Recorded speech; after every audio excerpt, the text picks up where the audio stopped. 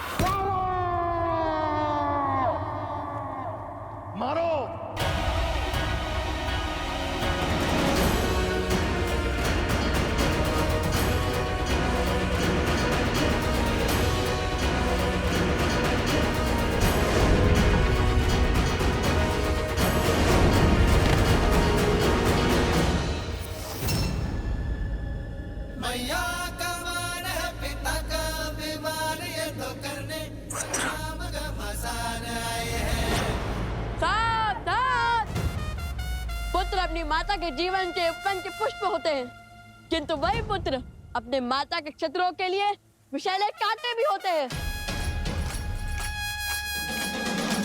जिसने भी हमारी माता को क्षति पहुंचाने का दुस्साहस किया, वो हमारे दंड का भागीदार बनेगा। अब तुम्हारे पाप का प्रायश्चित अभी आरंभ होगा राजा धन्यमाली।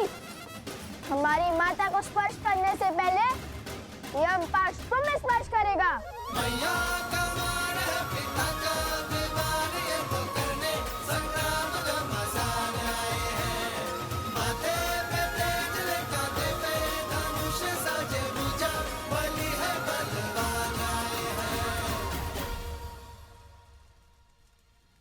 तुमने समय पर पहुंचकर अपनी माता के प्राण तो बचा लिए, किंतु वन में जिस अश्व को छोड़ आए हो उसे नहीं बचा पाओगे।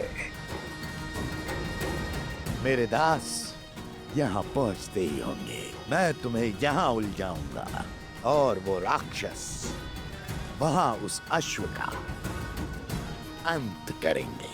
राम राज्य का स्वप्न माटी में मिलाएंगे।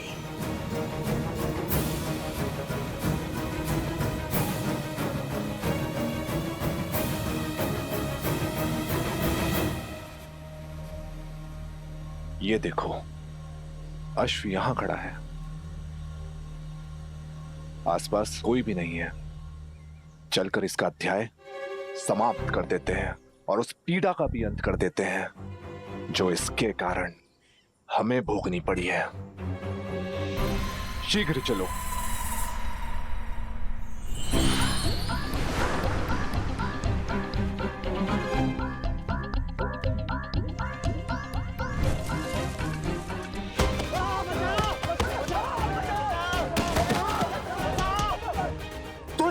क्या कर रहे हो?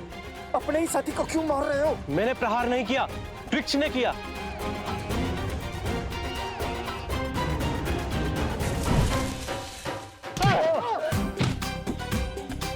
नारियल से प्रहार? कौन होगा वहां?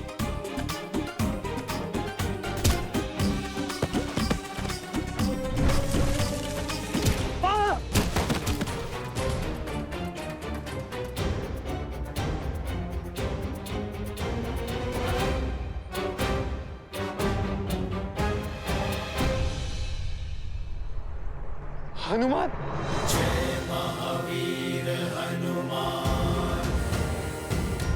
अरे डरने की क्या आवश्यकता है, हम सब तो सैनिक के वेश में है ना।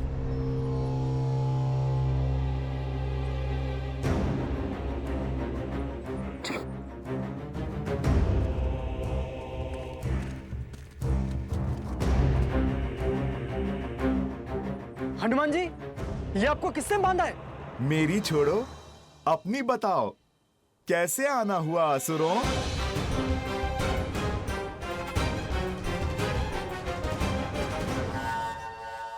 बदले हुए वेश में भी पहचान लिया। मैं तो प्रभु का सच्चा भक्त हूँ जो कोसों दूर से कपट और कपटियों को पहचान लेता हूँ।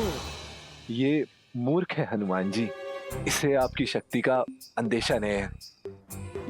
क्षमा कीजिए, हम जाते हैं। क्षमा? वैसे भी आज मैं तुम पर वार नहीं कर सकता। जिन्होंने मुझे यहाँ बांधा है, उन्होंने अश्व ले जाने वाले को रोकने का आदेश दिया है, उनसे लड़ने का नहीं। और मैं तो ये बंधन भी खोल नहीं सकता। तो जब तक वो लौट कर नहीं आते, आप मेरा आग्रह मानिए और बैठ जाइए। वो जब आएंगे तभी तुम्हारा न्याय होगा। यहाँ प्रभु भजन करोगे तो फिर हर पाप से मुक्ति पाओगे। तो आज आप प्रहार नहीं करेंगे हनुमान जी? बहुत बड़ी भूल कर दी हनुमान, ये सत्य बताकर। ये असुर, ये सुंदर अवसर नहीं जाने देगा। हम अश्व ले जाएंगे। मेरा तो कार्य आपको समझाना था, जो मैं कर चुका हूँ। आगे तुम्हारी इच्छा। मनुष्य अपने कर्मों का फल स्वयं भुगतता है।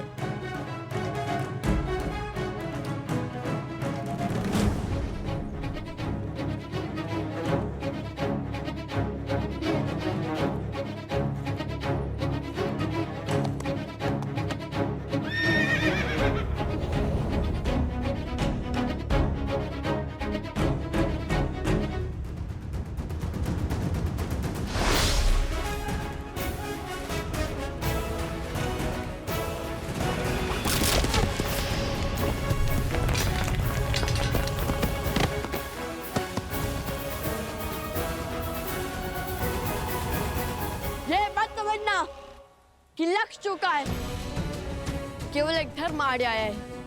ऐसा धर्म जो अपने हर शत्रु को एक अंतिम अवसर देने की बात करता है। अब या तो हमारी माता से क्षमा मांगो या फिर अपने प्राणों की आहुति दो।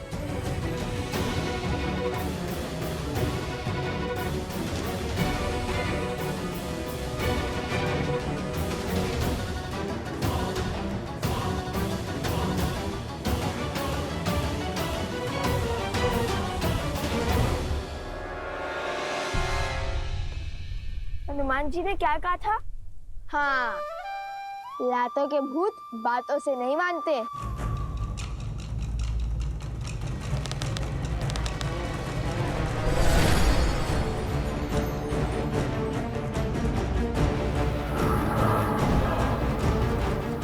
माया, रुको पुत्रों, ये किसी की चाल है, कोई माया जाल है। इनके विवेक पर कोई असुरी माया छा गई है। देखो,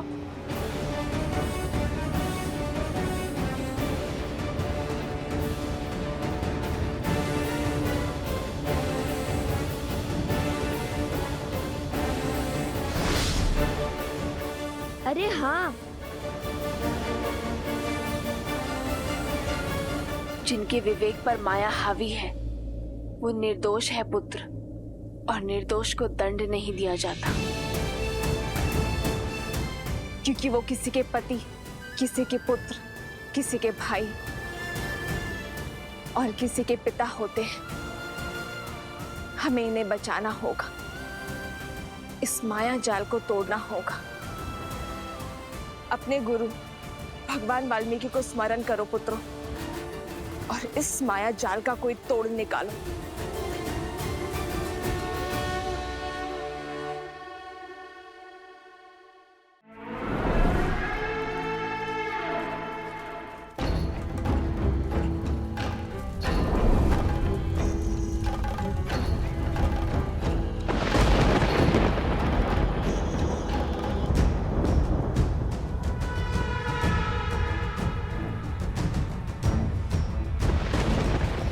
मेरी माया को पहचान अवश्य लिया है, किंतु प्रतिकार नहीं कर पाओगे। इस माया का तोड़ खोजने से पहले होगा मेरा प्रहार। मेरा प्रहार अब और तीव्र होगा, और होगा तो केवल विनाश, और इस विनाश का आरंभ होगा सीता के अंत से।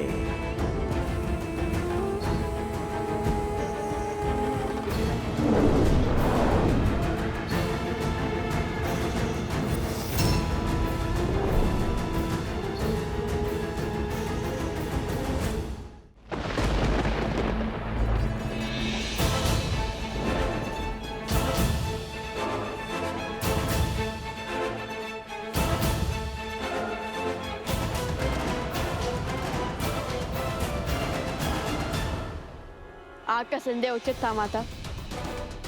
ये सब किसी माया के वश में है। हे माता, रक्षा करें, ये सब क्या हो रहा है? आक्रमण!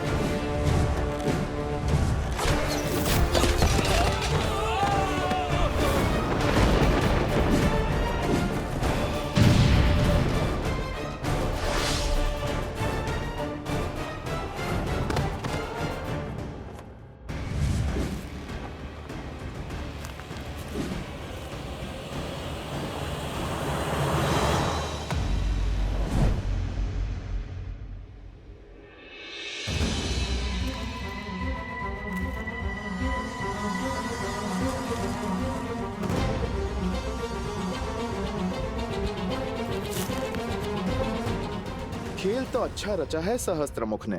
यदि तुम पर विपदा आई तो अश्वमेध यज्ञ खंडित हो जाएगा और दोष मंडेगा लवकुश पर, और तब प्रभु श्री राम एक पिता नहीं राजा की भांति उन्हें दंड देने पर विवश हो जाएंगे, जो हनुमान के रहते कदापि नहीं होगा, है ना?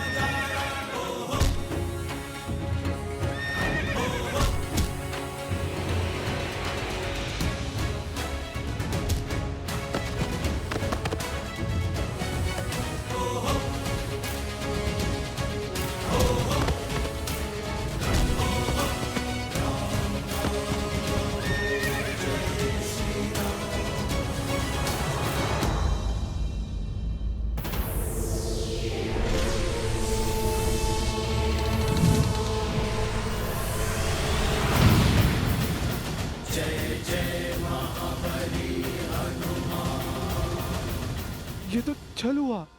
आपने कहा था आप नहीं लड़ेंगे। मैं लड़ कहाँ रहा हूँ?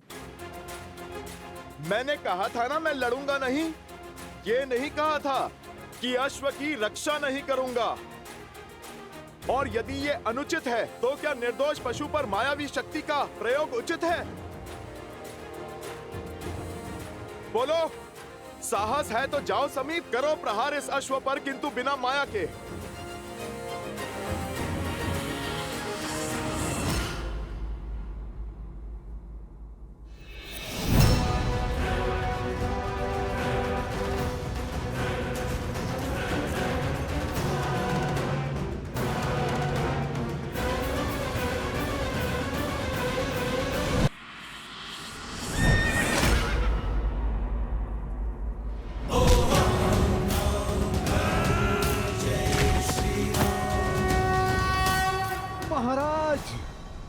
अति उत्तम, करो प्रहार, मार डालो इन्हें।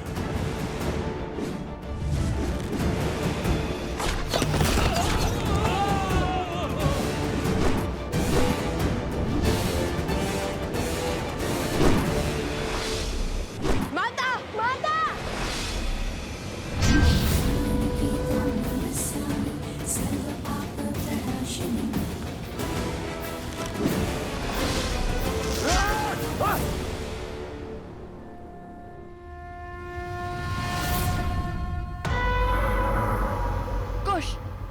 ये माया जाल ऐसे नहीं कटेगा। हमें कोई उचित अस्त्र चाहिए, अभी इसी क्षण।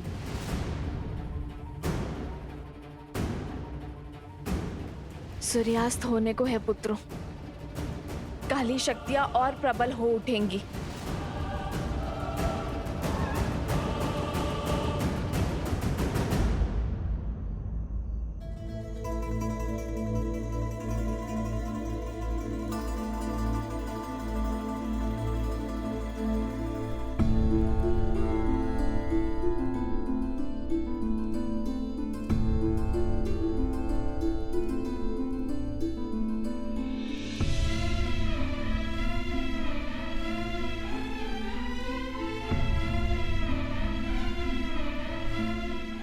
आर्य,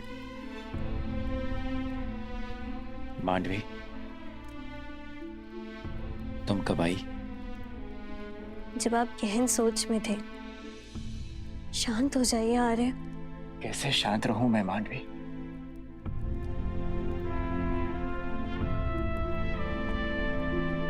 तुम्हें कैसे समझाऊं?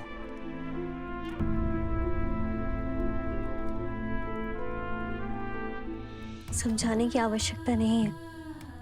आपकी भार्या आपकी मनोदशा नहीं समझेगी तो और कौन समझेगा?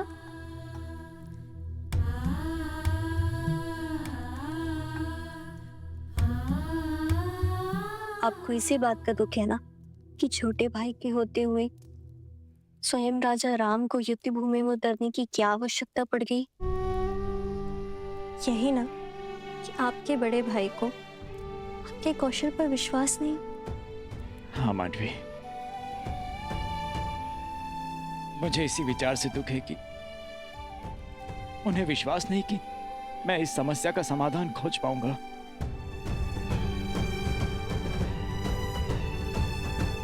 प्रणाम।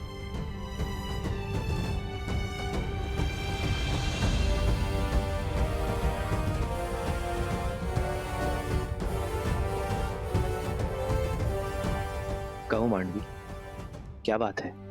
क्षमा महाराज, बात की गंभीरता का पूर्ण ज्ञान ना होने पर भी साहस करके आपसे विनती करने चली आई। मांडवी, मैं जानता हूँ तुम यहाँ क्यों आई हो। आप ये भी जानते होंगे कि आपके अनुज आपके निर्णय को अविश्वास की तुला पे तौल रहे हैं।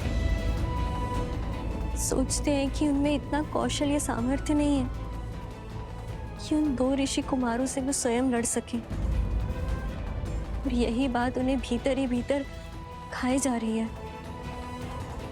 इसलिए उन्हें बिना बताए मैं आपसे विनती करने चली आई। लक्ष्मण भैया और शत्रुघ्न भैया घायल हो चुके हैं और अब संकट मेरे पति के प्राणों को भी हो सकता है। किंतु फिर भी मैं आपसे निवेदन करती हूँ कि आप उन्हें उनका दायित्व निभाने का अवसर दें। और नीति भी तो यही कहती है ना कि उनके होते हुए आप युद्ध भूमि में पग नहीं धर सकते। आपने स्वयं उन्हें गांधार और कंबोज का सिंहासन सौंपा है।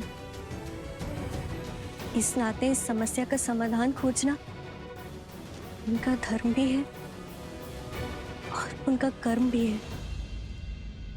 मांडवी, तुम दोनों ने भोजन किया?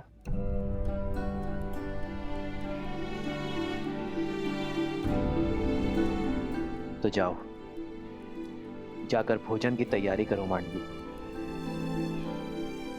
और शेष सब मुझ पे छोड़ दो। आज मैं भरत के साथ भोजन करूंगा, और विश्वास करो मांडवी, भरत के साथ कोई अन्याय नहीं होगा।